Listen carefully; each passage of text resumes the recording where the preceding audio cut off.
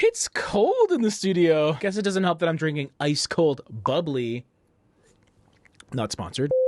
Well, not sponsored by these guys, but a quick shout out to Mighty Boards, which is our tester boards of choice. Anytime you're picking paint colors, make sure you test them out the right way with massive Mighty Boards. I'll be sure to leave their information in the description down below if you want to pick some up before your next paint project. But today is a very exciting day, everyone. If you don't know me yet, I am James from The Paint People. We do 6 videos every single week all about painting and decorating. And this is a very special episode. I'm sure you're familiar with a company called Benjamin Moore. They make amazing paint, they have a lot of great colors, and their newest color collection is the Color Stories palette. So today we're talking all about that, and I gotta say, my friends, my colleagues, I have some amazing news about this color palette, the CSP colors, the ones that I've been talking about for years now, the ones that I used in my last condo. There's a big development with this palette. So what I want to do today is quickly go over 10 of my favorite Color Stories palette colors, just so I can share them with you. And then I gotta share that news because that's the reason I made this video. And I just can't wait to tell you about it because it's big. And it's like kind of exclusive because I didn't even get this straight from Benjamin Moore. We kind of found it out on our own. So who knows if we're supposed to tell you.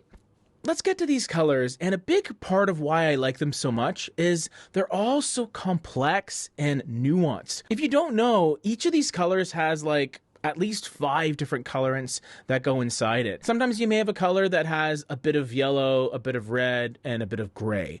None of these colors really have any gray or black. It's all just combinations of other colorants mixed together to create really cool stuff. So that's already awesome to begin with. So number 1 is Plaster of Paris. We start off with kind of a basic neutral, but this is the color that I used all over the walls of my condo. So if you have seen some of our older videos in kind of a really well-lit environment, that's Plaster of Paris.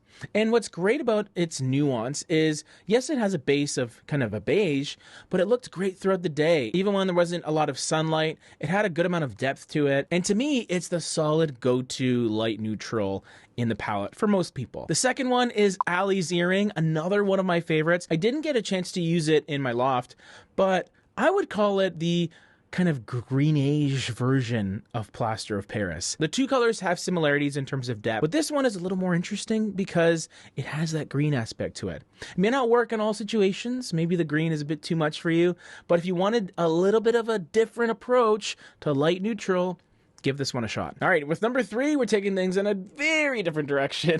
It's called Golden Thread. And this color is a little bit more than gold, I would say.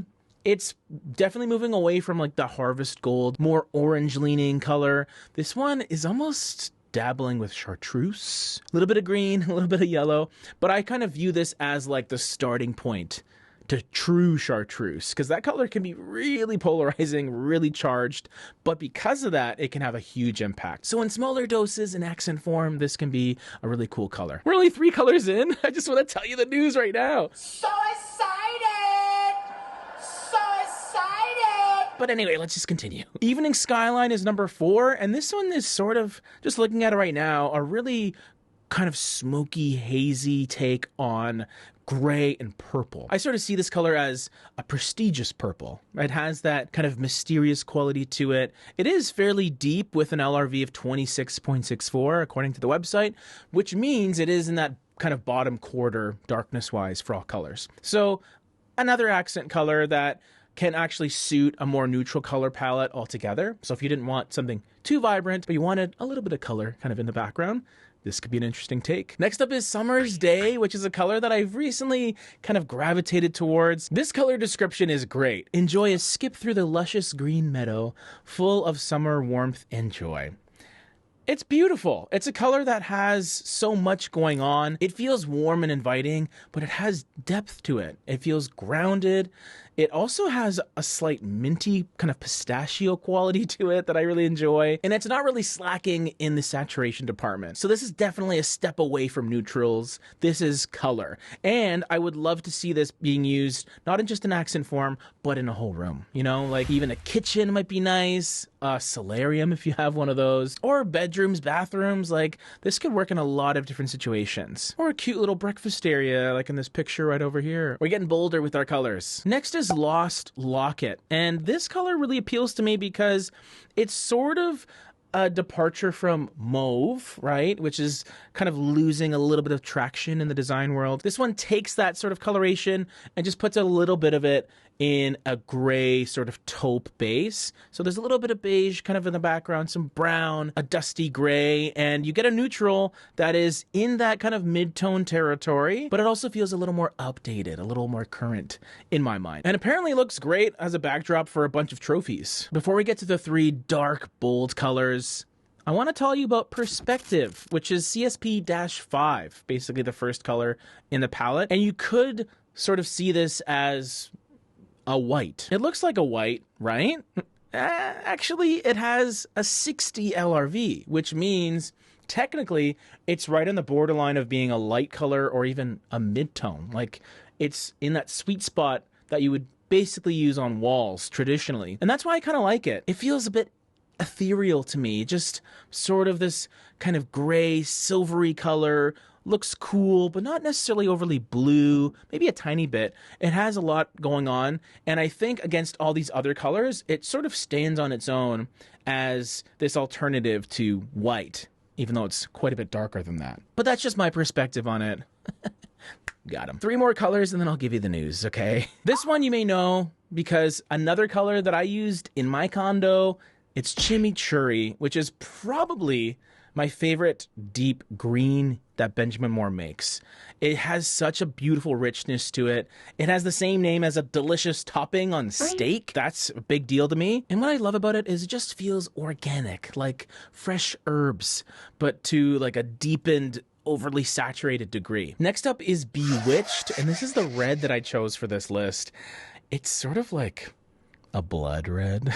Which sounds kind of weird, but I love how it looks. It's so dark, so blackened and shaded. It has an LRV around 6, which is kind of close to what some black paint colors have, and it feels just really unique. A little bit of burgundy, maybe a touch of brown, but it's that deep blackened red that really just takes this color to a different direction that I really, really am fascinated by. And the 10th color I want to go through is Hidden Sapphire, which is my favorite blue of the bunch. And this is way more than just a standard navy blue. This one is so dynamic and saturated. It's a beautiful jewel tone that I really love. It's darker than Bewitched, so it is the darkest color on this list, if I'm not mistaken.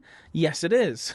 And this is a blue that is extremely dark, but doesn't necessarily feel like there's black in it, right? It just feels just so concentrated, and it does have a touch of that kind of warm yellow to not necessarily take it into teal territory, but just give it a little bit of a pop.